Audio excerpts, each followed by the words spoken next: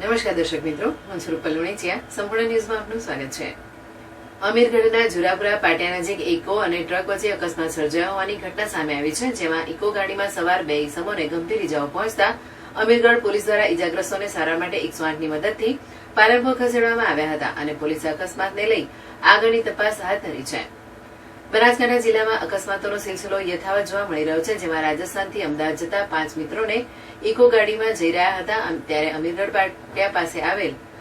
પાસે આવેલા national highway ઝુરાપુરા પાટિયા પાસે ઇકો ગાડીના ચાલકે ઓવરટેક કરવા જતા બાજુમાં ચાલી રહેલી ટ્રક સાથે ધડાકાભેર ટક્કર થઈ હતી, જેના કારણે ઇકો ગાડીના આગળના ભાગના કુરચા ઉડી ગયા હતા. બનાવને પગલે અમીરગઢ પોલીસને જાણ થતા પોલીસ તાત્કાલિક ઘટનાસ્થળ પર દોડી આવી હતી અને ઇકો ચાલક સહિત કુલ 3 મિત્રોને ઇજાઓ પહોંચી હતી, જેમાંથી 2 મિત્રોને અતિ ગંભીર ઇજા પહોંચતા 108 પાયલોટ પૃથ્વીભાઈ તેમજ કિરણભાઈ પટેલ દ્વારા ઇજાગ્રસ્તોને તાત્કાલિક પાલનપુર હોસ્પિટલ ખાતે ખસેડવામાં આવ્યા હતા.